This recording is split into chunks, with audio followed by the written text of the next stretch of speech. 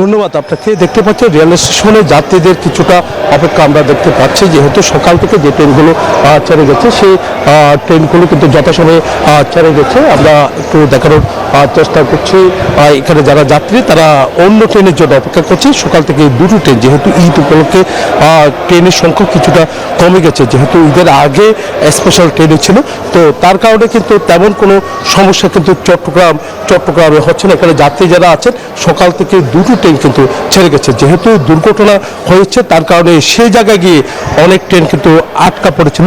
দীর্ঘ 5 ঘন্টার বেশি সময় পর কিন্তু এখন স্বাভাবিক হয়েছে বলে আমরা জানতে পেরেছি। ট্রেন চলাচল একেবারে স্বাভাবিক। এমনকি পর্যটন এক্সপ্রেস যেটা ঢাকা থেকে ছেড়ে আসার কথা ছিল এখনো পর্যন্ত চট্টগ্রামে আসতে পারেনি, যেহেতু 11:30টার মধ্যে কিন্তু এখানে আসার কথা ছিল। যেহেতু ওখানে দুর্ঘটনা হয়েছে, সেই দুর্ঘটনার কারণে কিন্তু আসলে ট্রেনটি আটকা পড়েছে বলে আমাদেরকে জানিয়েছে। তবে চট্টগ্রাম থেকে যে ট্রেনগুলো ছেড়ে যাওয়ার কথা রয়েছে সেই ট্রেনগুলো যথাসময়ে ছেড়ে গেছে বলে আমাদেরকে জানিয়েছে রেল কর্তৃপক্ষ। তারা বলছেন যে যথাসময়ে এখানে সকাল থেকে এই পর্যন্ত দুটি ট্রেন ছেড়ে গেছে বলে জানিয়েছেন। তবে যে ট্রেনগুলো ছেড়ে গেছে সেই ট্রেনগুলো কিন্তু সেই জায়গায় যেখানে দুর্ঘটনা হয়েছিল সেই জায়গায় কিছুক্ষণ আটকা পড়েছিল বলে আমরা জানতে পেরেছি। তবে দুর্ঘটনার কথা যদি আমরা আপনাকে জানাই, রেল দুর্ঘটনা কিন্তু দিন দিন বাড়তে শুরু করেছে। যেহেতু নিরাপদ বাহন হিসাবে কিন্তু সবাই ট্রেনকে বেছে নেয়, এবারও ঈদ যাত্রার মধ্যে ট্রেনকে সবাই বেছে নিয়েছে। এই নিরাপদ বাহনে যদি এরকম দুর্ঘটনা হয়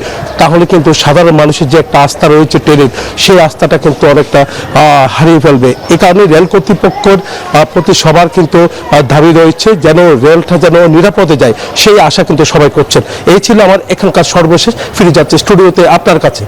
জয়, আপনাকে ধন্যবাদ।